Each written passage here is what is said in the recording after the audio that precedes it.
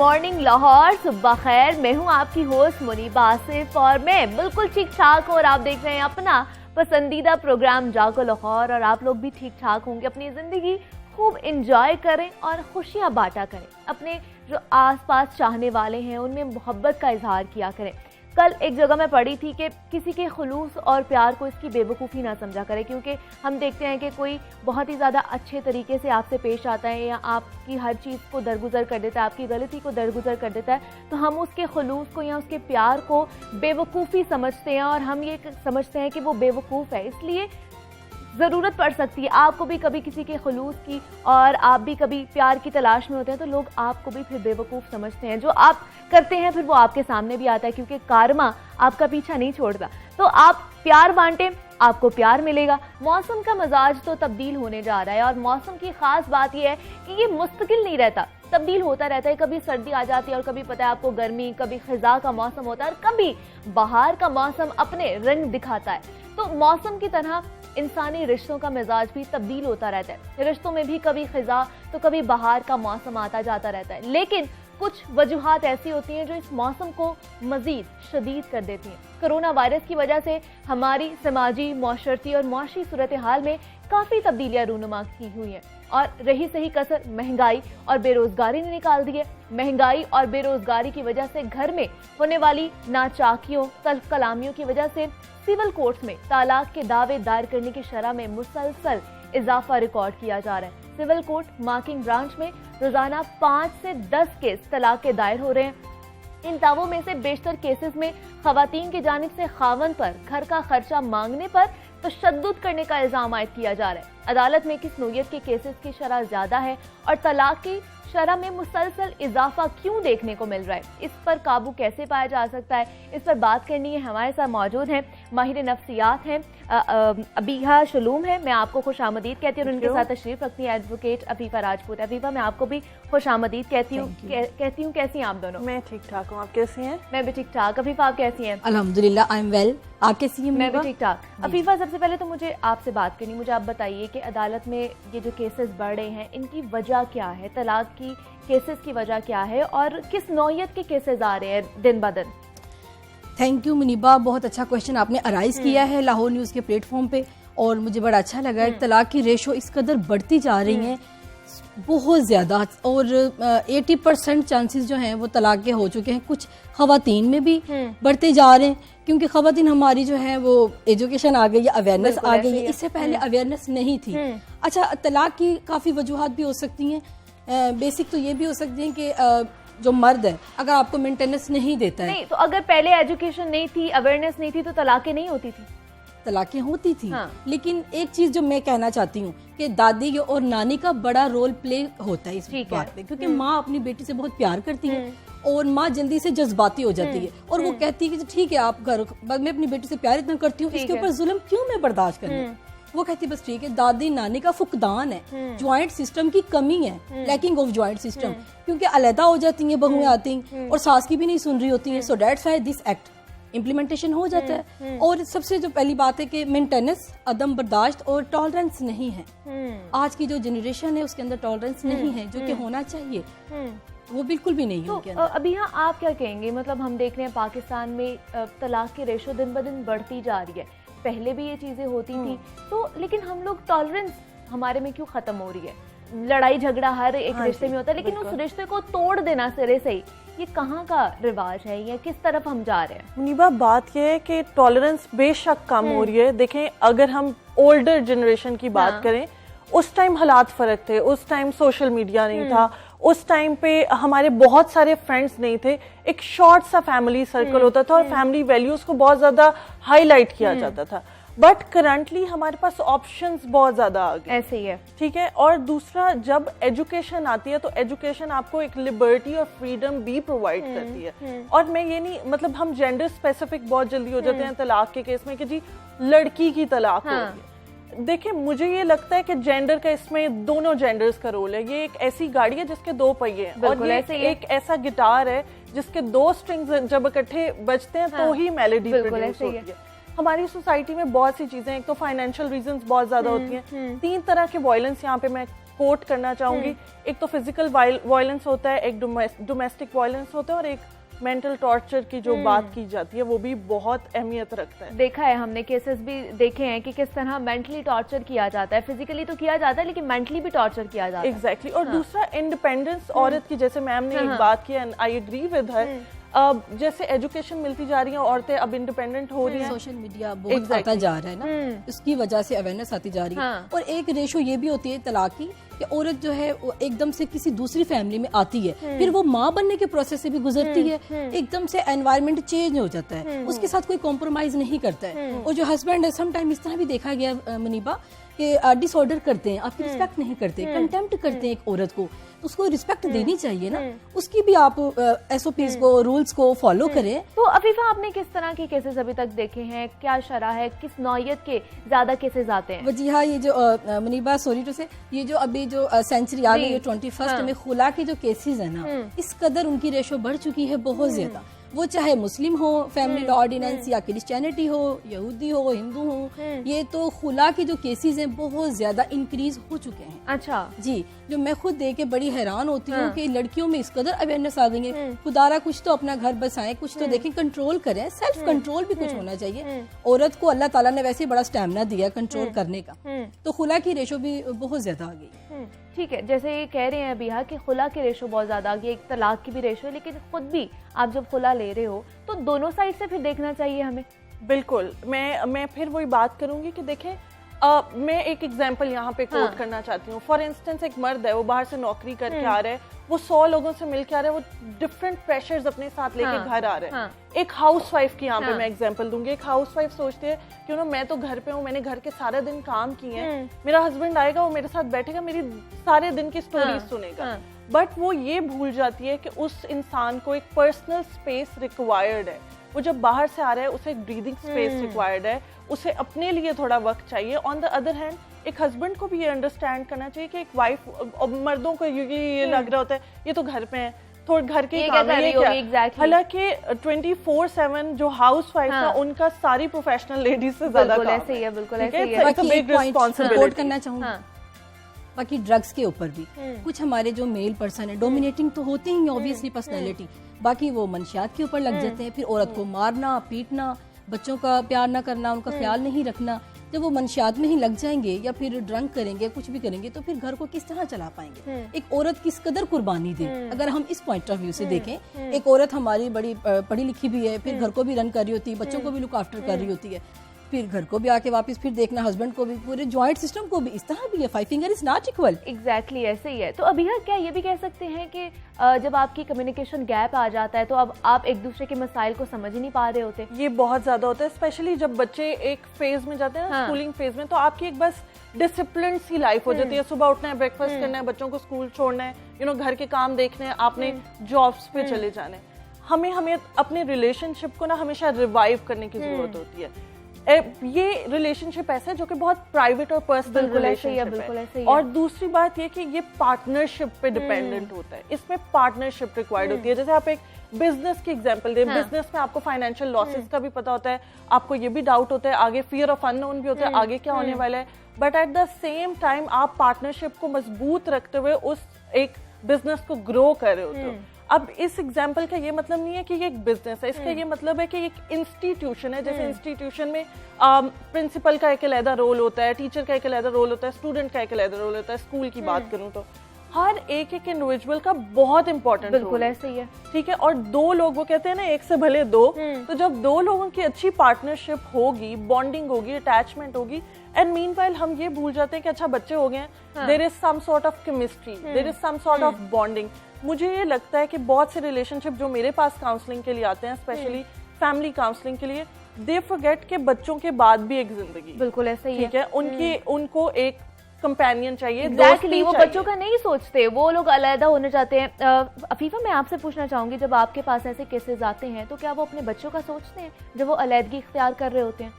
माएँ ज्यादा सोच रही होती हैं, बाप नहीं सोच रहे हो, क्योंकि तलाक के बाद ना वो माँ के रहते हैं ना वो बाप के रहते हैं। लेकिन सुप्रीम कोर्ट ने बड़ी अच्छी जजमेंट दी है, और सुप्रीम कोर्ट ने बहुत अच्छे अंदाज से सेटल किया है कि छोटी ईद पर बच्चा माँ से मिलने जाता है, पहले दिन माँ के पास रहेगा, तो सेकंड डे, इस तरह से वो पूरी डिवीजन कर दी है सेकंड। सुप्रीम कोर्ट में, तो वो जजमेंट बहुत सुपर डुपर है, तो वो आसानी से बच्चा माँ से और बाप के पास जा भी सकता है, मिल भी सकता है, और बर्थडे सेलिब्रेशन के लिहाज से भी सुप्रीम कोर्ट ने जजमेंट दी है। तो मुझे बताइए फीफा सालसी कमेटियां भी हैं, उनका क्या रोल है इसमें, वो क्या अपना रोल अदा करती हैं? Depend on the parents. ठीक है। फर्स्ट ऑफ ऑल तो होता है कि वो चाहते हैं कि जी म्यूचुअल अंडरस्टैंडिंग हो, या तो वो खुद ही कह देते हैं, घर से ही वो मीन के वो सेटल करके आते हैं कि जी हमने डाइवोर्स करनी है, ले लेनी है।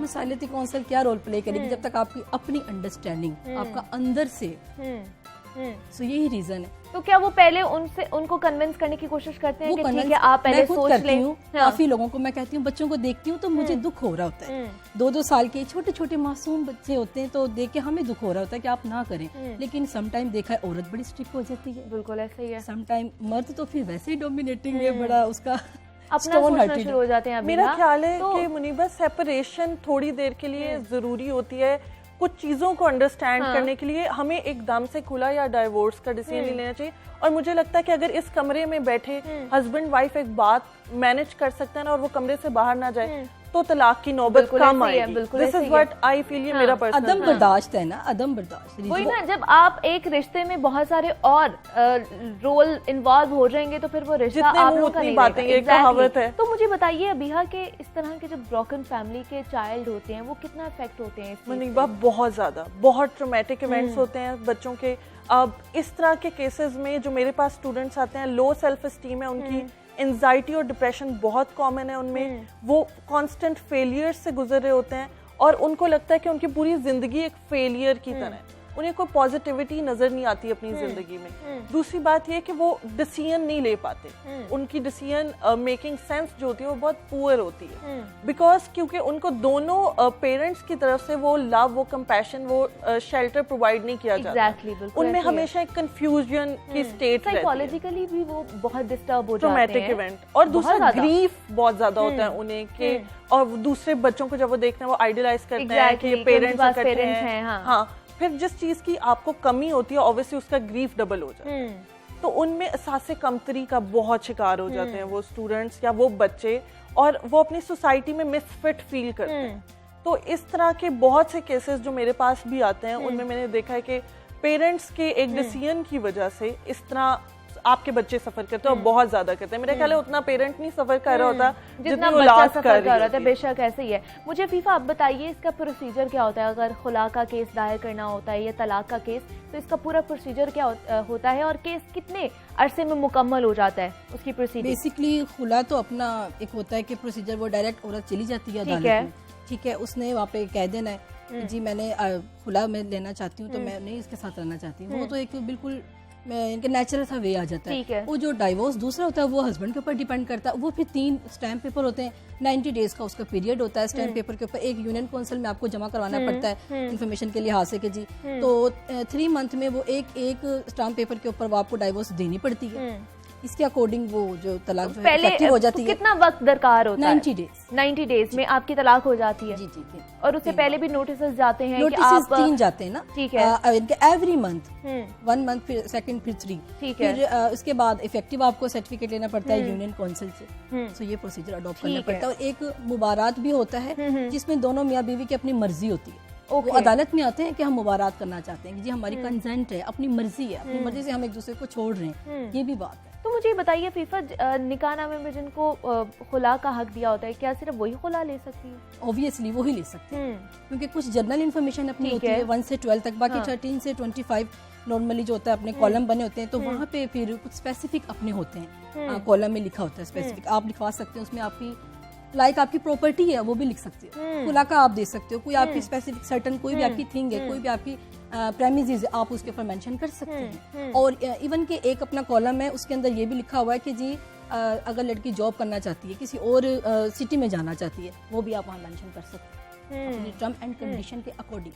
लेकिन देखा जाए तो फीफा कि जब ये निकाहनामा साइन हो रहा होता है तो उससे पहले ही जो मौलवी हजरात होते हैं वो खुद ही कांटे लगा देते हैं। ऑब्वियसली, तो फिर जुर्माना भी है ना, उसके ऊपर कैद भी है। हाँ। फिर उनको 25,000 लमसम आई थॉट। अच्छा जी। हाँ। उनको फिर ये जुर्माना भी पड़ता है, तो अब जेल की हवा भी खानी पड़ती है। मुझे आप बताइए, हम देखते हैं कि ज्यादातर शराब देखी भी जाती है कि लव मैरिजेस की ज्यादातर है, तलाक की शराब में इजाफा है। पहले ही अंडरस्टैंडिंग बहुत ज्यादा होती है, तो क्या बाद में हम पार्टनर को समझ नहीं रहे होते नहीं, मुझे ये लगता है कि एक्सपेक्टेशंस हमने बहुत हाई कर ली होती हैं जो बाद में पूरी नहीं हो रही होती, जो बाद में पूरी नहीं हो रही होती हैं, और एक्सपेक्टेशन के साथ साथ हम सोच रहे होते हैं कि शायद वही एक लवी डवी रिलेशनशिप चलता रहेगा जो पहले था शादी से। Exactly. Practical life is way more difficult than lovey dovey life, this is what I feel. जब आप प्रैक्टिकली एक जगह पे जाते हो, एक घर में एक रूम में रह रहे हो, एक एक फैमिली शेयर कर रहे हो, तो उसका एक बहुत डिफरेंट इम्पैक्ट होता है आपकी फिजिकल और मेंटल हेल्थ पे। दूसरी बात, आपकी बायोलॉजिकल नीड्स डिफरेंट हो रही होती हैं, आपकी बॉडी में चेंजेस आ रहे होते हैं। जैसे मैम ने पहले कहा कि बायोलॉजिकली औरत की बॉडी में चेंजेस आ रहे होते हैं और उससे बहुत ज्यादा एक्सपेक्टेशन होती है। अब तो मर्दों से बहुत ज्यादा एक्सपेक्टेशन होती है। शादी के 3 दिन बाद people they look for a child which is impossible. ठीक है, तो इस तरह के क्वेश्चंस जो है सोसाइटी हमें बहुत प्रेशराइज कर रही होती है, and at the same time जो हम कंपैरिजन बिल्ड कर रहे होते हैं ना, शादी से पहले तुमने ये कहा था, now this is not happening. तो क्या अभी आपको लगता है कि सोसाइटी एक बहुत बड़ा रोल प्ले करती है? बहुत बड़ा और बहुत नेगेटिव भी, मैं ये वर्ड यूज करूंगी कि बहुत बड़ा और नेगेटिव रोल प्ले करती है। क्योंकि देखें, एक पार्टनरशिप में बहुत सी चीजों को देखना पड़ता है। ठीक है, रिस्पेक्ट कम्स फर्स्ट। मैं ये कहती हूँ, ये मेरा मानना है, आई एम नॉट श्योर कि ये रिसर्चर्स कहती हैं या नहीं कहती। जहाँ पे रिस्पेक्ट खत्म हो जाती है ना मुनीबा, वहां पे ऑटोमेटिकली लव खत्म हो जाता है।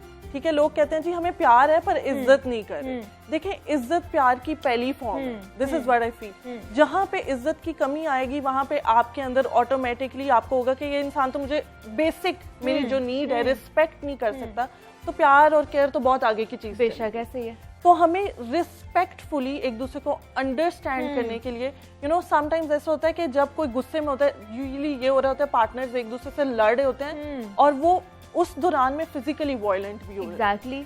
ठीक है, तो जब एक इंडिविजुअल को गुस्सा आया है और दूसरा इंडिविजुअल थोड़ी देर के लिए चुप कर जाए, एंड लेटर ऑन जब आप थोड़े से बेहतर हो जाएं तब बात करें, तो उसका थ्रेशोल्ड कम हो जाता है और बहुत सी चीजों से बहुत मसला बढ़ने से हम रोक सकते हैं। एग्जैक्टली, उनके सामने आप लड़े होते हो, उनके सामने आप हाथापाई भी हो जाती है आप लोगों की, पूरी जनरेशन की तरबियत खराब हो जाती है। बिल्कुल ऐसे ही है। मुझे फीफा आप बताइए, जब सालसी काउंसिल आप लोग उनसे बात कर रहे होते हो, ये लड़का लड़की से उनको कन्विंस करने की कोशिश कर रहे होते हैं तलाक से पहले, तो क्या उनके घर वाले भी इन्वॉल्व होते हैं? क्या उनको वो मना करते हैं? घर वाले उनका कितना इन्वॉल्वमेंट होती है? 80-90% जो है ना, हम कह सकते हैं कि माँ का रोल भी है। अच्छा। बाकी सॉरी टू से सारी माएँ देख रही होंगी, लेकिन क्या हम क्या कह सकते हैं कि सोशल मीडिया इस कदर आ चुका है, तो फिर माएँ भी ना नेगेटिविटी की तरफ लेके जा रही होती हैं। खुद कह रही होती ले आप, मैं आपका साथ दूंगी, आपकी बड़ी लाइफ बड़ी है, आप ये करें, आप जॉब करें, पढ़ें, स्टडी कंटिन्यू करें, या आपको खर्चा नहीं देता। अगर एक माँ ही अच्छा रोल प्ले करे, या माँ ही बेटी को ये बताए कि ये आपकी मदर इन लॉ है, ये भी माँ जैसी है, बिल्कुल ऐसे ही है। ऑब्वियसली ना तो अलग होने की आपको कोई रिस्पॉन्सिबिलिटी आए, आपके बच्चों को भी अच्छा लुक आफ्टर कर सकते हैं, ये कॉम्प्रोमाइज नहीं होता। फैमिली इश्यूज भी हैं, और कुछ बाप भी करवा रहे होते हैं, कुछ बाप भी ये रोल प्ले कर रहे होते हैं। उनको ये लालच होता है कि आगे से अच्छा जहेज मिल जाएगा, ये रीजन भी होती है। बाप बड़े लालची होते हैं, आगे से खुद डाइवोर्स ले रहे होते हैं, अच्छा। ये प्रोसीजर अडॉप्ट कर रहे होते हैं, बाप खुद आए होते हैं। भैया, फिर हम अपने बच्चों को तरबियत नहीं दे रहे होते कि शादी के बाद उनको किस तरह का रोल प्ले करना है? ये कह सकते हैं? हाँ, नहीं, ये भी नहीं कह सकते, लेकिन देखें, मुझे ये नहीं लगता कि डाइवोर्स हमारे लिए एक स्टिग्मा होना चाहिए। मुझे ये लगता है कि हर इंडिविजुअल की अपनी अपनी जर्नी है। ठीक है, हर किसी पे अपनी तरह की बारिश बरसनी है। ठीक है, तो मुझे ये नहीं लगता कि ये कोई बहुत ज्यादा नेगेटिव चीज है अगर आप खुला के लिए अप्लाई करे हो, डाइवोर्स के लिए अप्लाई करे हो।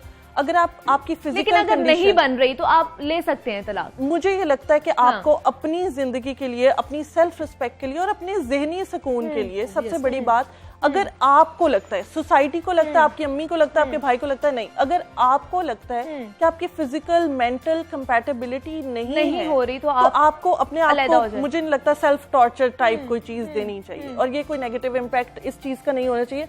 दूसरी बात, हाँ, मैं मानती हूँ कि हमारे ज़माने में बहुत सी ऑप्शंस और अपॉर्चुनिटीज़ हैं, और हर इंडिविजुअल एक फ्री इंडिविजुअल है। हमारे रिलीजन्स में हमें इतने राइट्स प्रोवाइड किए गए हैं। तो देखें, अगर मैं स्पिरिचुअल बात करूँ, तो स्पिरिचुअली जब हमें एक राइट प्रोवाइड किया गया है, why we shouldn't do it. बिल्कुल, ठीक है। दूसरी बात, मुझे ये लगता है कि अगर आप डाइवोर्स के लिए जा रहे हैं, तो ये मेरा सारे कपल्स के लिए एक छोटा मैसेज है, बिफोर जंपिंग ऑन टू कि आप डाइवोर्स या खुला के लिए अप्लाई करें, आप कुछ अरसे के लिए सेपरेशन लें। एटलीस्ट जैसे 3 से 6 महीने प्रोबेशन पीरियड होता है, सेपरेट हो जाए, एक दूसरे को समझने की कोशिश करें, शायद अलग अलग रह के आप एक दूसरे को समझने की कोशिश कर सकते हैं। माहिर नफ्सियात अबीहा शलूम हमारे साथ मौजूद थी और उनके साथ एडवोकेट अफीफा राजपूत। मैं आप दोनों का बहुत ज्यादा शुक्रिया अदा करती हूँ कि आप यहाँ पर आई और आपने हमें वक्त दिया है जनाब। और भी बहुत सारी बातें करनी है, लेकिन इस छोटे से ब्रेक के बाद।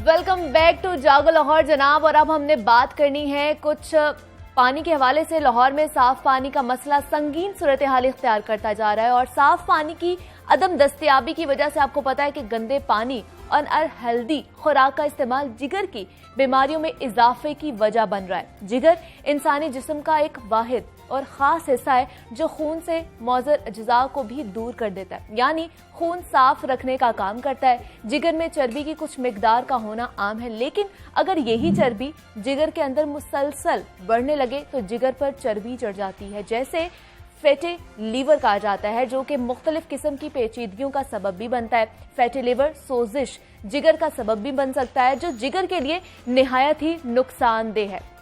जिगर की बीमारियों की बात की जाए तो हेपेटाइटिस सरे फहरिस्त है और रोजाना 100 से ज्यादा अफराद इस बीमारी की वजह से मौत के मुंह में चले जाते हैं। हेपेटाइटिस बी और सी इंसानी सेहत के लिए इंतहाई खतरनाक है और मरीजों की अक्सरियत मरज से लाइल्म भी है। गुज़श्ता कुछ सालों से पाकिस्तान में हेपेटाइटिस बी और सी तशवीशनाक सूरत हाल इख्तियार करती जा रही है। पाकिस्तान में हर 12वां शख्स इस वक्त हेपेटाइटिस के आर्जे में मुब्तला है। हेपेटाइटिस के मरीजों की तादाद 90 लाख से तजावुज कर चुकी है। जिगर की कौन कौन सी बीमारियां लाहक हो सकती हैं और इनके अलामात क्या हो सकती हैं और इनका तदारुक कैसे मुमकिन बनाया जा सकता है, इन पर हमने बात करनी है। हमारे साथ मौजूद हैं डॉक्टर खालिद महमूद साहब हैं और इनका ताल्लुक है Jinnah hospital programme manager hepatitis programme Punjab से इनका ताल्लुक है। सर, मैं आपको खुश आमदीद कहती हूँ जागो लाहौर में। कैसे हैं सर आप?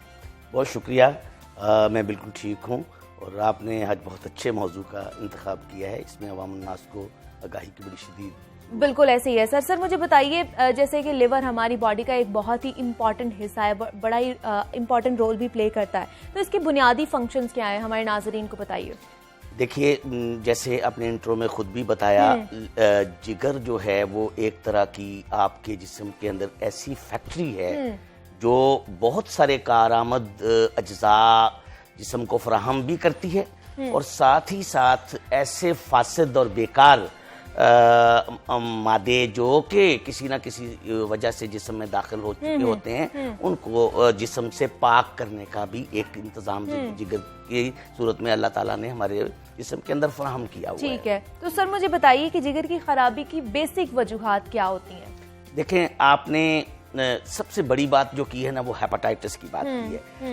Fatty liver, yes of course, हमारा लाइफस्टाइल, हमारी गिजा का इंतखाब, हमारा रहना सहना और कुछ बीमारियां जो कि क्रॉनिक डिजीजेस होती हैं जिसमें डायबिटीज ज़ियाबीतस सरे फहरिस्त है। बिल्कुल ऐसे ही है। और हाई ब्लड प्रेशर का अर्जा जिसे बुलंद फिशार खून भी हम कहते हैं। तो ये वो चीज़ें हैं और इसके साथ साथ कुछ ऐसी अद्वियात भी हैं जिसका मुसलसल मरीजों को इस्तेमाल किसी ना किसी बीमारी की वजह से करना पड़ता है। तो ये ड्रग टॉक्सिसिटी लीवर को मुतासर करती है। बीमारियां जैसे मैंने हेपेटाइटिस के अलावा डायबिटीज का और हाइपरटेंशन का जिक्र किया, ये जिधर बाकी जिस्म में चर्बी के अज्जा, कोलेस्ट्रॉल की बहुतात का सबब बनती हैं, साथ ही साथ ये एक जिगर के ऊपर भी फैटी लीवर का अंसर जो है उसको क्रिएट करती हैं और fatty liver in the long run जाके बहुत सारी पेचीदगियों का शिकार बंदे को कर सकता है। और सर, हमारी जो आम रूटीन की आदत हैं वो कौन कौन सी आदत हो सकती हैं जो इसका मौजब बन सकती हैं? जैसे मैंने पहले आपको कहा कि हमारा लाइफस्टाइल एक कॉम्प्लेक्स चीज है जिसमें आपका एक्टिविटी का लेवल कितना है, आप कितना अपने आप को एक्सरसाइज की तरफ लेके जाते हैं और कितना जो है आप गिज़ाओं में बैलेंस डाइट का इस्तेमाल करते हैं और कितना जो है आप ऐसी गिज़ा इस्तेमाल करते हैं जो चर्बी में इजाफे का सबब बनती है, जो जिस्म में मोटापे का सबब बनती है। और ओबेसिटी अब आपको एक पता लग रहा है, हाँ जो जी। मोटापा है ये एक उम्मुल अमराज की शक्ल इख्तियार करता जा बिल्कुल रहा ऐसे ही है, है। और उसको जब हम एक उसकी पेचीदगियों को देखते हैं तो वो डेफिनेटली मोटापा हमारे लाइफस्टाइल की देन है, उसी के सबब से हो रहा है। हमारी खुराक जो है बैलेंस नहीं है, लेकिन हमारी सर आजकल तो activity बहुत नहीं है। ज्यादा ओबेसिटी बढ़ी है, मतलब छोटा सा बच्चा भी है वो भी मोटापे का शिकार है। अब ये इसमें मल्टीपल फैक्टर्स हैं। अर्बनाइजेशन का फैक्टर है, ठीक है। हमारे यहाँ प्ले एक्टिविटीज के फुकदान का फैक्टर बिल्कुल है। ऐसे ही है। हमारे यहाँ पार्कों की उस तरह की सूरत हाल नहीं है, लोगों के पास एक्टिविटी के मौके कम हैं, और दूसरा जो अफकार मईशत के हैं ना, यानी लोगों को जो रोजी रोटी का जो झगड़ा है जी। वो उनको उससे निकलने ही नहीं देता, उससे एक विशियस साइकिल से कि वो अपने आप के लिए, अपनी सेहत के लिए, अपनी वर्जिश के लिए उन कुछ औकात का तयन कर सकें। और मैं यहाँ आपके तवज्जो से बताना चाहूँगा कि कम से कम 25 से 30 मिनट की डेली की एक्टिविटी आपके रूटीन से हटके, जिसको वॉक हल्की फुल्की कहते हैं, ये ठीक हर है। फर्द के लिए इंतहाई जरूरी जरूरी है। है। दूसरा, अपनी गिज़ा पे तवज्जो देना तो है। सर कैसी हमें ग़िज़ा खानी चाहिए, गिज़ा, डाइट प्लान देखिए- कैसा लेना चाहिए? देखिए बैलेंस डाइट है, top of everything is the water. ठीक है। देखिए आप हम सब बैठे हैं, हमें खुद अपना तज्जिया करना चाहिए कि हम कितना पानी दिन में पीते हैं। और हमारे सब लोगों का एवरेज वाटर कंजम्पशन जो है वो बहुत कम है, बहुत कम है, ऐसे ही है, बिल्कुल हमें ऐसे ही है। 8 से 12 गिलास डेली पानी चाहिए। मैं और आप मिलके खुद भी अपना हिसाब भी लगाना जी, चाहें तो हम हम भी इस नहीं मेयार पीते, पे बिल्कुल पूरा ऐसे ही है। नहीं उतरते। सबसे पहले हमारे पानी, प्लेंटी ऑफ वाटर बहुत जरूरी है। ये एक ऐसा जरिया है कि जाके व्हीकल का काम करता है, जिस्म के अंदर जिगर की सफाई होनी है तो पानी की जरूरत है, आपके किडनीज ने काम करना तो पानी की जरूरत है, किसी आपके डाइटरी एलिमेंट्स को, उस खुराक को ब्रेन तक पहुंचाना है तो पानी की जरूरत है। तो water is the best solvent and known, ये सबसे बेहतर चीज है जो। इसके बाद आपको एक रैशनल यूज ऑफ प्रोटीन्स करना है, ठीक है। और आपको रैशनल यूज ऑफ कार्ब्स करना है, आपको रैशनल यूज ऑफ जो है वो फैट्स करना है। तो इसमें सबसे ऊपर आपका पानी है, फिर आपकी अच्छी प्रोटीन डाइट होनी चाहिए, फिर आपके मुनासिब कार्ब्स होने चाहिए, और फैट्स का इस्तेमाल, ऑयल्स का इस्तेमाल बहुत कम और सर आजकल जैसे फास्ट फूड कम बहुत होना ज्यादा चाहिए। खाया जाता है, और वो ये भी बहुत लोग- ज्यादा अमल दखल रखते हैं इसमें। बिल्कुल, मैं उसी तरफ आ रहा था। अब अगर मैं मोटा सा पैगाम दूं तो वो ये एक बात की जा सकती है कि अब पानी ज्यादा पिएं और मैदा और मैदे से बनी हुई चीजों से दूर रहें, चीनी का इस्तेमाल बहुत से कम करें। तो इस तरीके से आप जो है बहुत सारे मसाइल जो हैं उनसे बच सकते हैं, मोटापे को कम कर सकते हैं। मोटापा कम करने के लिए कोई जादू नहीं होगा, कभी भी याद रख लीजिएगा। सिर्फ और सिर्फ हमें अपने लाइफस्टाइल को ही बदलना होगा, एक्टिविटी को करना होगा, वर्जिश को करना होगा, वॉक ही क्यों ना हो, और साथ ही साथ आपको जो है आपको जो है ना ये अपनी जो है गिज़ा, इसके ऊपर तवज्जो। लेकिन अभी आप सर आपने कहा कि पानी बहुत ज्यादा एक लाजिम और मलजूम इसमें फैक्टर है, तो मुझे बताइए आजकल तो पानी बहुत ज्यादा गंदा हो गया हुआ है, क्या उसकी वजह से भी हेपेटाइटिस और जिगर की बीमारी में इजाफा हो रहा है? बिल्कुल, देखें जब आपका पानी आलूदा होगा, जो पीने का पानी हमारे घरों तक पहुंचेगा। अब हम यहाँ बैठ के सिर्फ अपने स्टूडियो या लाहौर की बात नहीं कर रहे हैं, बिल्कुल ऐसे ही है। मुझे बात देखें, हमारी आबादी राजनपुर से लेकर ऐसे ही है, अटक तक, ऐसे ही है। ये दरियाओं के किनारों पे भी बसती है, रेगिस्तानों में भी हाँ बसती जी। है, और पहाड़ियों की चोटियों पे भी बिल्कुल बसती ऐसे ही है। है। और पानी हर जगह, ये कुदरत की बहुत बड़ी नेमत होने के बावजूद साफ पानी का हर किसी को जो है वो रसाई नहीं है उस तक किसी को भी। तो इसलिए हमें इन चीज़ों को देखते हुए अपना जो है ये चीज़ करनी होगी कि अपना जब भी कभी घरों में पानी आए तो कम से कम हम उसको उबाल तो लें। उबालने की हद तक तो हमारा इख्तियार है। उबालने से आपका 99.9% पानी जो है वो पीने के काबिल हो जाता है, ठीक। और वो बड़े से बड़े जो भग्स से हमें बचा लेता है। और इसी तरह एक बहुत सादा सा पैगाम है, लेकिन उसकी तरबियत कोविड ने हमारी बड़ी अच्छे से कर दी है, हाथों की सफाई। हाँ जी, बिल्कुल यानी ऐसे ही है। आप खाना खाने से पहले और वॉशरूम्स को यूज करने के के बाद, बाद, हाँ। बच्चों को फीड करवाने से पहले और बाकी आदात में ये शामिल कर लें कि हमने अपने हाथ वही 20 सेकंड तक लाजमी धोने हैं। और वो तरबियत अगर जारी रहेगी तो हम आलूदा पानी की वजह से होने वाली बीमारियों से भी बच सकेंगे। लेकिन आलूदा पानी एक बहुत ही बड़ा व्हीकल ऑफ डिजीज ट्रांसमिशन है, और इसमें न सिर्फ हेपेटाइटिस ए और ई जिसको पीला यरकान कहते हैं। तो आलूदा पानी पीले यरकान का सबब बनाता है। जो काला यरकान जो बी और सी की वजह से होता है वो पानी की वजह से नहीं फैलता। अच्छा। यहाँ हमें बड़ी क्लैरिटी करनी है कि ये हमारी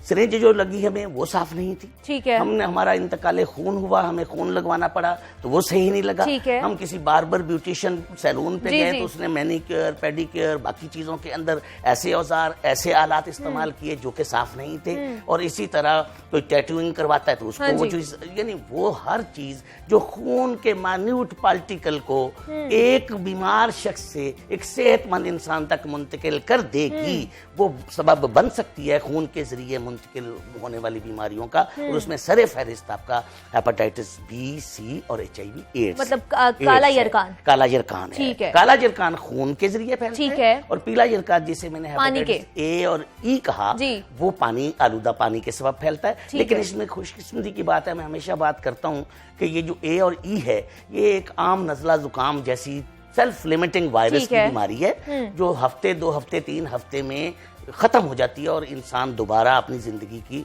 उसकी तरफ लौट आता है और वो दोबारा उसकी सेहत बहाल हो जाती है। लेकिन ये जो बी और सी की बात है ये हम हमेशा कहते हैं it is a silent killer. Silent killer in the sense मतलब लोगों को पता ही नहीं चलता। यस सबसे बड़ी बात कि ये बेखबरी में शिकार करता है और बेखबर ही रहता है इंसान जब तक के 20-25 साल बाद खुदा ना खास्ता इसकी पेचीदगियां जिगर के फेल होने की सूरत में बंदे के पेट में पानी भर जाता है, खुदा ना खास्ता उसको खून की उल्टी आती है और तब जाके उसको ये एहसास होता है कि मैं बड़ी किसी बहुत बड़ी बीमारी का शिकार हो गया या आप खुदा ना खास्ता ये जिगर के कैंसर का सबब बनाता है और वहां जाके। तो सर जिगर की खराबी की निशानियां क्या होती हैं? अगर कोई ऐसी निशानी अलामात आ जाए तो हमें पता चल जाए कि हमारा जिगर खराब है। देखें इसमें जो पीले यरकान की बात करें तो वो तो फौरन सामने आता, आंखें पीली हो जाती हैं। ठीक है। आप के हाथों का रंग भी पीला हो जाता है और साथ ही साथ उसमें भूख कम हो जाती है, भूख नहीं लगती, कै और उल्टी आ सकती है। साथ ही साथ ये है कि पेट में दर्द हो सकता है और पीले यरकान की वजह से बुखार भी हो जाता है। और ये वो वाज़ेह अलामतें होती हैं जो आमतौर पे सामने आती हैं और पीले यरकान का हमें पता लग जाता है। लेकिन जब हम बात करते हैं हेपेटाइटिस बी और सी की यानी काला यरकान की तो ये इसलिए ही साइलेंट किलर कहलाता कि इसकी कोई अलामत ही ज़ाहिर नहीं होती, इसका उस वक्त कोई पता नहीं चलता। लेकिन जनरली अगर आप जैसे आपका एक जनरल सा सवाल था कि जिगर की खराबी कोई या उसकी अलामतों में सबसे बड़ी अलामत यरकान है यानी आंखों का पीला होना, जॉन्डिस जिसे हम बोलते हैं। जॉन्डिस होता है तो वाज़ेह तौर पे पता है कि जिगर खराब हो गया, कोई भी उसकी वजह हो, कोई भी वजह हो। लेकिन इसके अलावा जनरली आम लोगों में भूख का कम हो जाना और उसकी बज़ाहिर कोई वजह नजर ना आना वो भी जो है हमें इस तरफ लेके जाता है कि ये खुदा ना खास्ता जो है ये अपना जिगर की खराबी की वजह से। और सर इसके ट्रीटमेंट में कितना वक्त दरकार होता है? देखें अगर बात की बहुत अच्छी आपकी ये एक जो है ना ये क्यूरी है और इस हवाले से मुझे बात करनी भी थी कि हेपेटाइटिस ए और ई का जो पीला यरकान है वो तो मैंने आपको बता दिया, उसके लिए किसी दवाई की जरूरत ही नहीं। लेकिन जब हम बात करते हैं बी और सी की तो इस वक्त अल्हम्दुलिल्लाह दुनिया में इनका इलाज दरियाफ्त हो चुका हुआ है। ये काबिल इलाज मर्ज है। सिर्फ और सिर्फ क्या है अपना स्टेटस जानिए, नो योर स्टेटस। मैं आमतौर पर यह पैगाम देता हूँ कि get tested, get vaccinated, get treated. हर बंदे तक ये पैगाम पहुंचे कि अब सारा मैं और आप सब बैठे हमें अपना बी और सी का टेस्ट स्क्रीनिंग करवाना चाहिए। खुदा ना खास्ता अगर ये है तो उसका तशखीस और इलाज आपका ये प्रोग्राम हुकूमत पंजाब का हेपेटाइटिस कंट्रोल प्रोग्राम पंजाब भर में जिले अस्पतालों में, तहसील अस्पतालों में ये मुफ्त तशखीस मुफ्त दवाइयों की फराहमी कर रहा है। और आपकी बहुत अच्छी lab state of the art lab जो है पंजाब में बन के हमारे पास मौजूद है जो मतलब हमें इस टेस्टों की सहूलत आसानी से फ्री ऑफ कॉस्ट फराहम कर रही है। और वही वो लैब थी जिसने कोविड का भी लोड उठाया जब भी कोविड था। लेकिन कहने का ये मतलब है कि लोगों को पता होना चाहिए कि हमारा स्टेटस क्या है। और सर टेस्ट के बगैर नहीं लगता। और टेस्ट कितने अरसे बाद कराना चाहिए आपको? देखिए जिसने नहीं करवाया उसको तो फौरी करवाना चाहिए और जिसका एक दफा हो चुका हुआ है उसको हर साल एक दफा जरूर अपना टेस्ट करवा के तसल्ली कर लेनी चाहिए कि मुझे कोई सिरिंज या मुझे किसी बार्बर, किसी सैलून, किसी ब्यूटी पार्लर से किसी वजह से कहीं कोई ऐसा मुंतकिल तो नहीं हो गया ये वाला मामला। तो इसका मतलब ये कह सकते हैं कि जिगर की बीमारी किसी भी उम्र में लग सकती है, हाँ वो छोटा हो या बड़ा हो। बिल्कुल। और जिगर की बीमारियों का जब जनरली बात करेंगे तो वो शुरू से लेके इंसान के आखिरी वक्त तक किसी को भी लग सकती, लेकिन उसके असबाब मुख्तलिफ होंगे। ये बाज़ वक़्त पैदाइशी यरकान भी होता है जो बच्चे को शुरू में होता है और वो जिगर की वजह से होता है, उसे हम फिजियोलॉजिकल यरकान कहते हैं। आपने चूंकि बात की तो वो पीडियाट्रिशियंस का ये फील्ड है, मुझे उसमें मुदाखलत नहीं करनी चाहिए, लेकिन फिर भी एक जनरल फिजिशियन के तौर पे मैं ये अर्ज करता चलूं कि वो फिजियोलॉजिकल यरकान, उसको हम कहते हैं कि सुबह की आधे घंटे की धूप लगवाएं तो 5-7 दिन में ये खत्म हो जाता है, बच्चा ठीक हो जाता है। अच्छा, ठीक है। उसको हम फिजियोलॉजिकल यरकान कहते हैं। लेकिन अगर वो उससे ज्यादा दिन बढ़ जाए फिर डॉक्टर को जरूर जाके दिखाना चाहिए, क्योंकि पैदाइशी मामलात भी बच्चों के लिए बात इसी जिगर की बीमारियों की वजह से पेचीदगियों का सबब बन सकते हैं। और इसी तरह जैसे वक्त के साथ साथ आगे चीजें बढ़ती हैं तो उम्र आगे बढ़ती है तो उसमें हेपेटाइटिस ए और ई और फिर ये हेपेटाइटिस बी और सी, ये सारी फहरिस्त है। तो ये हर एज को मुतासर कर सकते हैं और इसको आगे इसीलिए आपको पता होगा कि आपके पास एक हिफाजती टीकों का बहुत अच्छा निजाम है। और जो बच्चों को जो वो हर हम 1.5 महीने की उम्र से वो पेंटावेलेंट का टीका लगाते हैं, फिर 2.5 महीने बाद लगता है, फिर 3.5 महीने बाद लगता है, उसके अंदर हेपेटाइटिस बी की वैक्सीन शामिल होती है। और ये आज हमारी वो जनरेशन जो इन हिफाजती टीकों में से गुजर के आगे आई है वो अल्हम्दुलिल्लाह हेपेटाइटिस बी से महफूज है। और हम ये भी कहते हैं जो मैंने अभी कहा था कि get tested get vaccinated. Vaccinated किस लिए? कि अगर आपने अपना टेस्ट कराया है और आप हेपेटाइटिस बी से महफूज हैं तो अब आपको उम्र भर के लिए महफूज रखने के लिए 3 वैक्सीन के शॉट लगवाने हैं। वो 0 मंथ पे, 1st मंथ पे और 6 मंथ पे। जो ये सारे 3 इंजेक्शन लगवा लेता है वो भी अल्हम्दुलिल्लाह उम्र भर के लिए हेपेटाइटिस बी से तो महफूज है। ये वाहिद हमारे पास एक ऐसी बीमारी जिसकी वैक्सीन है हमारे पास, लेकिन सी की हमारे पास वैक्सीन नहीं है। और आपने बात की थी इसका इलाज अगर बी हो जाए तो आप समझ लें बी का फिर इलाज जिंदगी भर का इलाज है। और हमारा प्रोग्राम डेली की एक ठीक है सर, बहुत शुक्रिया आपका कि आप हमारे प्रोग्राम में आए और आपने हमें वक्त दिया और बड़ी अच्छी इन्फॉर्मेशन और इन्फॉर्मेटिव ये सेगमेंट रहा है। और आप लोगों के पास भी बहुत सारी ऐसी इन्फॉर्मेशन आ गई होगी जो हम लोगों को नहीं पता, जिससे हम लाइल्म थे। प्रोफेसर डॉक्टर हालिम महमूद साहब हमारे साथ मौजूद थे। सर आपका बहुत शुक्रिया। यहाँ पे वक्त हुआ एक छोटी सी ब्रेक का, आपने कहीं नहीं जाना, आपने हमारे साथ ही मौजूद रहना है। मिलते हैं छोटी सी ब्रेक के बाद।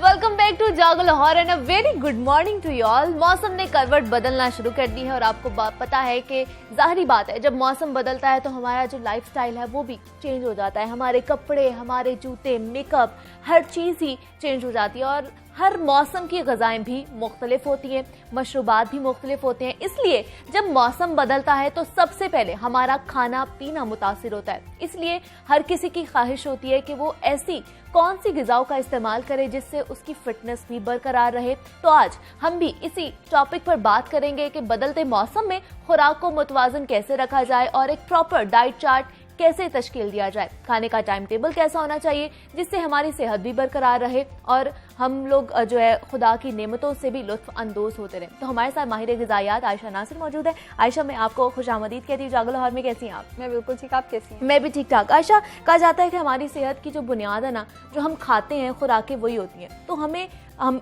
कौन सी ऐसी खुराकें खानी चाहिए कि हम फिट भी रहें और जो हम बीमारियों से महफूज भी रहें? फिर देखिए उसमें कुछ तो हमारी बेसिक फूड ग्रुप्स आ जाते हैं, जैसे फ्रूट्स एंड वेजिटेबल्स हो गए, ग्रेन्स हो गए, दूध दही वगैरह हो गया। लेकिन कुछ न्यूट्रास्यूटिकल्स भी इसमें बहुत ज़्यादा हेल्प करते हैं, जैसे 7 दाने क्लौंजी के दिन में ज़रूर चबा के खाने चाहिए। अगर आप उठते साथ ही, जैसे आपने कहा कि हम बीमारियों से बचे रहें, उठते साथ ही 7 दाने 7 से 11 दाने क्लौंजी के चबा के अगर आप खाते हैं तो शुगर से, कोलेस्ट्रॉल से, बहुत सारी कैंसर की टाइप से आप बचे हुए रहते हैं। और खुदा ना खास्ता अगर इस बीमारी में मुब्तला, इनमें से किसी बीमारी में मुब्तला है तो आपको उससे लड़ने में हेल्प मिलती है। हमारा मजहब भी यही कहता है कि क्लौंजी में हर चीज की शिफा है सिवाय मौत के। क्लौंजी के साथ दालचीनी का, जीरे का इस्तेमाल भी किया जा सकता है। अब दालचीनी और जीरा भी हमें बेसिकली हमें बहुत सारी बीमारियों से लड़ने में हेल्प करते हैं। सो न्यूट्रास्यूटिकल्स को भी आपने इग्नोर नहीं करना। मतलब हमने देखा है कि माएँ जो है अपने बच्चों को क्लौंजी का इस्तेमाल भी नहीं कराती, किसी भी किस्म के सीड्स का इस्तेमाल हम लोग नहीं करते, जैसे कद्दू के बीज हो गए या किसी किस्म के जो बीज जो हमें बहुत सारी बीमारियों से बचाते हैं हम उनका इस्तेमाल नहीं करते। हम जो बेसिक 5 फूड ग्रुप्स हैं,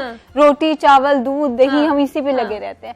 तो बाकी वो चीज़ें भी इंपॉर्टेंट है। फ्रूट्स एंड वेजिटेबल्स का इस्तेमाल भी इंपॉर्टेंट है। इस बात में कोई शक नहीं है कि आपको दिन में 2 से 4 सर्विंग्स फ्रूट की लेनी है। मतलब दिन में कम से कम 2 फल और ज़्यादा से ज़्यादा 4 फल खाने ही खाने। आप डिपेंड करता है कि आपकी हेल्थ कंडीशन या आपका वेट स्टेटस क्या है। अगर तो आपका वेट कम है तो आप कम से कम 4 फल जरूर खाएं ताकि वेट इंक्रीज करने में आपको हेल्प मिले। अगर आपका वेट मेरी तरह थोड़ा ज्यादा रहता है तो आप 2 फल का इस्तेमाल करें ताकि आपका वेट जो है वो बढ़े ना। सब्जियों का इस्तेमाल हमारे यहाँ बहुत कम होता है, मतलब होता है एग्जैक्टली, बहुत ज्यादा। चाहे सर्दियां हैं चाहे गर्मियां। सर्दियों में जब मेरे पास आते हैं तो कहते हैं सर्दियों में खीरे कैसे खा लें, सर्दियों में टमाटर कैसे खा लें। गर्मियां हैं तो वो कहते हैं कि हम लोगों ने पानी इतना ज्यादा पी लिया था, सलाद की जगह ही नहीं बची। सब्जियों का इस्तेमाल कम से कम 5 से 7 कप करना है। और हम देखें हम कितनी कर लेते हैं। नहीं करते हैं, बिल्कुल ये कह ले। अगर करते भी हैं तो जूसेस के फॉर्म में जूसेस को अवॉइड किया जाए। सब्जियों का वैसे जो सलाद है उसकी फॉर्म में इस्तेमाल जो है वो जरूरी है। अब कुछ लोगों को इससे गैस का मसला शुरू हो जाता है, उसको हल्का सा स्टीम या उसको हल्का सा सौते करके भी इसका इस्तेमाल कर सकते हैं। ऐसे लोग कोशिश करें कि हरे पत्ते वाली सब्जी को अवॉइड करें ताकि गैस का मसला जो है उन्हें ना हो सके। अब दूध दही वो भी बहुत इंपॉर्टेंट फूड ग्रुप है। मसला ये आता है कि दूध से लोग जो है भागते हैं, उन्हें उस दूध की स्मेल पसंद नहीं होती। तो आप बहुत सारे डिफरेंट फॉर्म्स में इस्तेमाल कर सकते हैं, जैसे आप शेक बना लें उसका या कोई स्मूदी की फॉर्म में दही का इस्तेमाल जो है वो किया जा सकता है। आजकल तो आयशा फ्लेवर्ड मिल्क भी है, क्या वो भी पी सकते हैं हम? नहीं, वो इतने रिकमेंडेड नहीं होते जितना फ्रेश मिल्क रिकमेंडेड है। अगर आपको वो नहीं पसंद तो आप देखिए ना, दूध से ही दही बन रहा है। आप हर मील के साथ रायता अगर ले लेते हैं तो रायते के अंदर प्रोबायोटिक्स भी आ जाते हैं, फिर वो ज्यादा बेहतर हो जाएगा। लेकिन फ्लेवर्ड मिल्क कोई बहुत अच्छी चॉइस नहीं है। हाँ, मिल्क शेक्स उसकी निस्बत जो है वो हमारे पास सेफर ऑप्शन है। इसी तरह हमारे पास नट्स की कैटेगरी आ जाती है, यानी हैंडफुल ऑफ आलमंड्स और वॉलनट्स आपने जरूर लेने हैं, या जो मिक्स नट्स हैं वो आपने जरूर ले लेने हैं।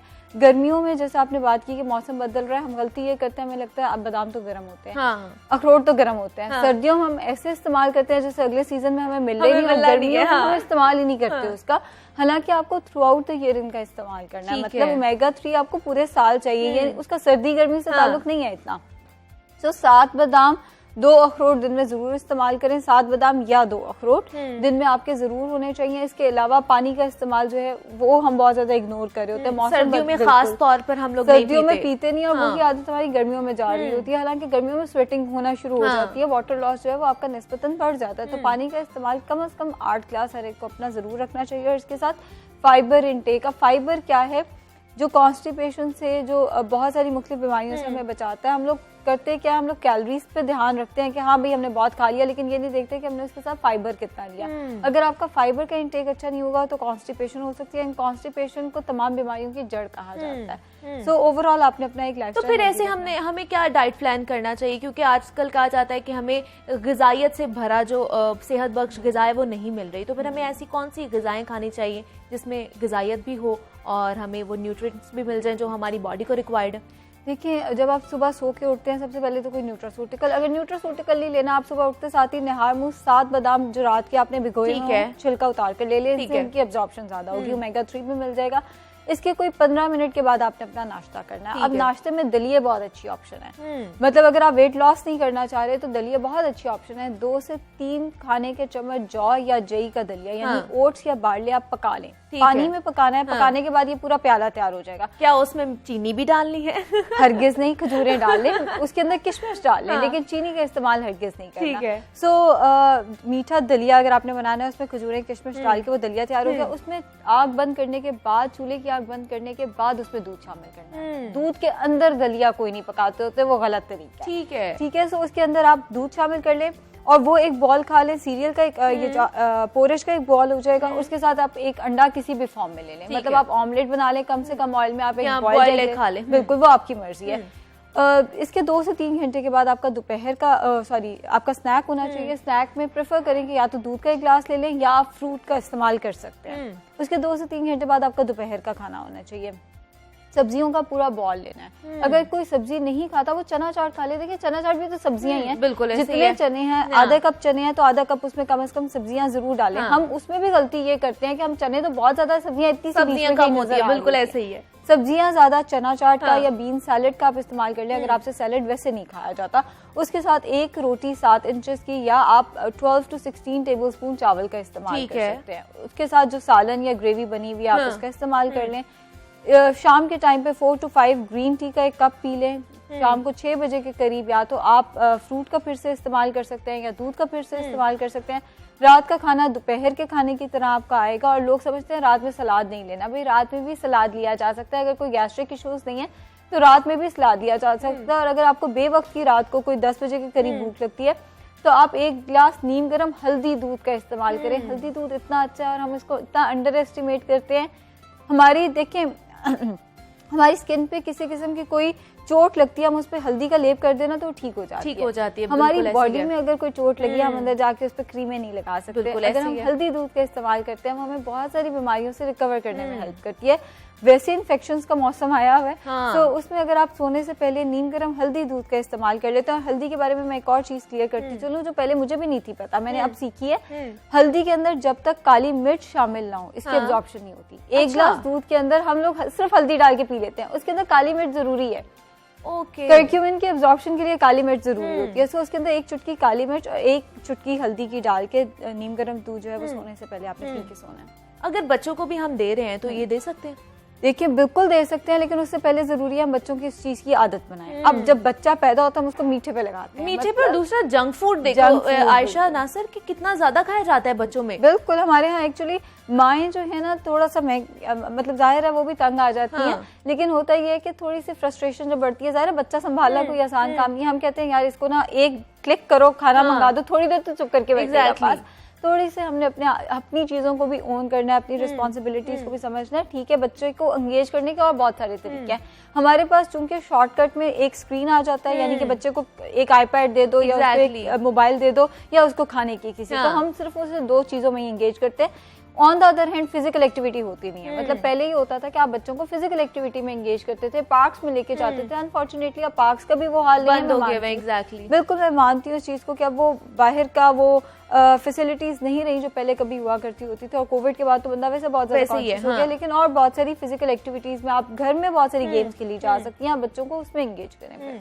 तो मुझे बताइए, हम टेबल फूड भी तो दे सकते हैं बच्चों को? बिल्कुल, हम लोग नहीं खिलाते, बच्चों को पता ही नहीं होता कि गाजरों का क्या है टेस्ट, क्या है, या जो मौसमी सब्जियां हैं उनका टेस्ट क्या है। हम ना शुरू ही मीठे से कराते हैं, क्योंकि मीठा हर एक को अच्छा लगता है। मतलब वो एक वाव फैक्टर देता है ना आपको, उसके अंदर शुगर होती है तो आपको एक अच्छा फैक्टर देता है। बच्चा है बड़ा है हर एक को मीठा तो पसंद होता है। और जब बच्चे को हम वीनिंग इंट्रोड्यूस कराते हैं, सॉलिड फूड इंट्रोड्यूस कराते हैं, तो हम सारा जोर मीठे पे रखते हैं। ना उसको कभी किसी ने गाजर खिलाई होती है, ना उसको खीरा खिलाया होता है। सब्जियां हम बच्चे को इतनी ज्यादा देते ही नहीं, और फिर हमारी अपनी रूटीन में नहीं ना होती। बहुत सारे लोग ऐसे हैं आज भी पाकिस्तान में जिनकी रूटीन नहीं है कि उनके घर में सलाद बनेगा।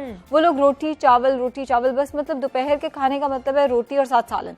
सलाद रायता वगैरह ये चीजें लोग इस्तेमाल नहीं करते, तो बच्चों को उस चीज की आदत नहीं रहती, और यही चीज लेटर ऑन वो अपनी लाइफ में साथ लेकर चलते हैं। तो मुझे बताइए आयशा, के हम देख रहे हैं कि शुगर की बीमारियां और दिल की बीमारियां सारे इनका दारोमदार हमारी लाइफस्टाइल पे होता है कि हम कौन कौन सी खुराकें ले रहे हैं। तो हमें किस उम्र में जाकर या किस उम्र से हमें अपने खुराक का ख्याल रखना चाहिए कि हम इन सारी बीमारियों से बच सकें आगे जाकर? मेरे ख्याल में तो 10 साल की उम्र के बाद से ही एक बच्चे को कॉन्शियस हो जाना चाहिए अपनी बीमार, मतलब अपनी सेहत को लेकर, अपनी हेल्थ को लेकर। हम अगर मैं भी देखूं तो मेरा भी यही शायद एटीट्यूड है कि अभी तो बहुत उम्र पड़ी है। बिल्कुल, मतलब आपको पता भी नहीं चलता जब आप कोई चीज खा रहे होते हो ना, तो या तो आप एक बीमारी की बुनियाद रख रहे हो या आप एक बीमारी से लड़ रहे हो, 2 चीजें हो सकती हैं।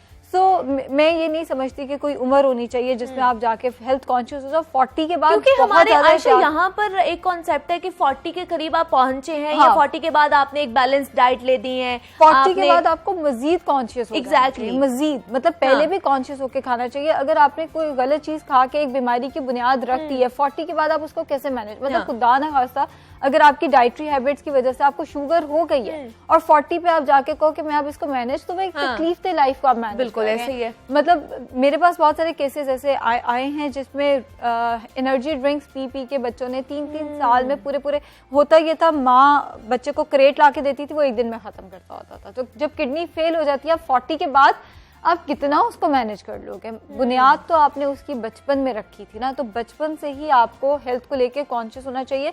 लेकिन इतने कॉन्शियस भी नहीं। पिछले दिनों एक केस आया हुआ था मेरे पास कि बच्चा रोता था, मैंने स्टीम ब्रोकली नहीं खानी, माँ उसको फिर भी स्टीम, भाई इतना भी कॉन्शियस नहीं हो जाना कि बच्चा अगर रो रहा है, बाकी सारे स्कूल में वो बैठ के अपना लंच बॉक्स खोलता ही नहीं है क्योंकि उसमें स्टीम ब्रोकली और बाकी बच्चों के मजे की चीजें आई नहीं है। बच्चों को बाकियों के साथ लेकर चलें, कहीं वो एहसास कमतरी का शिकार ना हो। एक बैलेंस रखना माँ का काम है, मतलब माँ को बैलेंस रखना आना चाहिए कि बाकी बच्चों के सामने ये ना हो कि वो लंच बॉक्स ही नहीं खोल सकता, और ये भी ना हो कि इतना उसको आप जंक दे रही हैं कि वो बाद में उसके लिए मसला क्रिएट कर। महंगाई इतनी हो गई है कि एक आम जो इंसान है या बंदा है वो नहीं खरीद सकता कि ग़िज़ाइयत भरपूर वो जो डाइट होती है वो खाए, तो उनके लिए फिर क्या करना चाहिए, वो क्या खाएं? देखिए बिलाशुबा कीमतें तो हैं, हर चीज़ की बढ़ती ही जा रही हैं, इस बात में तो कोई शक नहीं है। स्पेशली जो हमारा डेयरी सेक्शन है, जो दूध दही है वो काफ़ी ज़्यादा महंगा, 150 रुपये लीटर जो है वो हो गया है जो खालिस दूध है।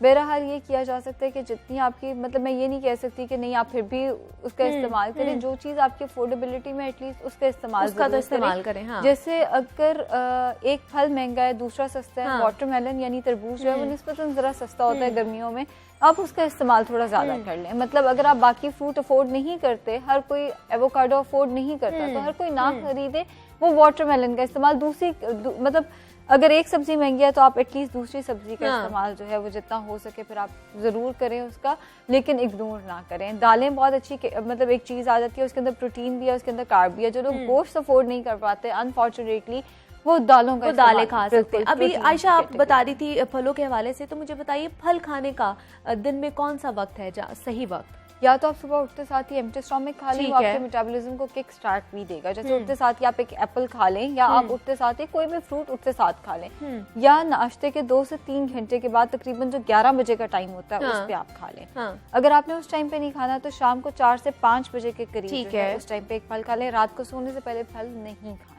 ये लेकिन यहाँ पर ज्यादा यही है कि सोने से पहले अच्छा खासा नहीं खाना, वो उसके बाद खाने के बाद फल भी खाया जाता है। डिनर के बाद फल नहीं खाना। डिनर पहले ही हमारे जो पाकिस्तानी डिनर है उसमें रोटी चावल होते हैं, पहले ही कार्बोहाइड्रेट्स, ऊपर से फ्रूट से फ्रुक्टोज आ जाती है, इंतहाई हैवी मील हो जाता है वो आपका, वो बर्न नहीं होता, वो हमेशा फैट की फॉर्म में स्टोर होता है, वो आपको नुकसान ज्यादा देता है। देखिए हमारा मजहब ये कहता है नाश्ता बादशाह की तरह, दोपहर का खाना वजीर की तरह, रात का खाना फकीर की तरह खाओ। अब उसमें ये नहीं है कि आपने फ्रूट भी सारा का सारा जितना फैमिली ने खाना था वो डिनर के बाद खाना है। डिनर के बाद फ्रूट नहीं खाना आपने। डिनर आपका लाइटेस्ट होना चाहिए, और कोशिश करें मगरिब के बाद अगर मैं मतलब उस तरह से बताऊं तो मगरिब के बाद कोशिश करें कि आप फ्रूट नहीं को अवॉइड करें। और किस तरह, क्या हम जूसेस भी ले सकते हैं? देखिए अगर तो आप वेट कॉन्शियस नहीं है तो फिर आप जूसेस का इस्तेमाल कर सकते हैं, बजाय इसके कि आपने डब्बे का जूस लेना है या आपने कोई और एनर्जी ड्रिंक लेनी है, उसकी निस्बत जूस का इस्तेमाल किया जा सकता है। लेकिन अगर आप पूछे सेहत के लिए क्या अच्छा है, सेहत के लिए फ्रूट अच्छा है। फ्रूट जूस इतना अच्छा नहीं है जितना फ्रूट अच्छा है। देखिए फ्रूट जूस के अंदर आप 4 से 6 फ्रूट्स की शुगर पी रहे होते हैं, और पल्प सारा पीछे रह जाता है। जिसने डाइजेशन को स्लो करना है, जिसने कोलेस्ट्रॉल से बचाना है, जिसने शुगर से बचाना है, तो बेहतर ये आप फ्रूट का इस्तेमाल करें। लेकिन अगर किसी वजह से जैसे आप कहीं गए हैं, आपका दिल कर रहा है आप एनर्जी ड्रिंक पिए, आपका बहुत ज्यादा दिल कर रहा है, तो वहां पे प्रेफर करें कि आप उसकी बजाय फ्रेश फ्रूट जूस पी लें। ऐसी चॉइसेस अगर आपके सामने है तो फिर फ्रेश फ्रूट जूस बेहतर है। वरना अगर मैं ओवरऑल बताऊं, डेली उसके हिसाब से बताऊं तो फ्रूट का और फ्रूट जूस का कोई कंपैरिजन ही नहीं है। फ्रूट बहुत अच्छा है, फ्रूट जूस इतनी अच्छी चीज नहीं है। अगर प्रेफर किया जाए तो आप इनटेक कर सकते हो फ्रूट की। और एक ये भी है आयशा कॉन्सेप्ट कि हमने सिर्फ अगर मछली खानी है तो सिर्फ सर्दियों में खानी है, हमने गर्मियों में नहीं खानी। ये भी इंतहाई गलत कॉन्सेप्ट है। विटामिन डी बहुत कम हमारी डाइट के अंदर मौजूद, मतलब पूरा साल हम खा सकते हैं? बिल्कुल खा सकते हैं, बिल्कुल खानी है। हफ्ते में 2 दफा फिश आपने खानी है।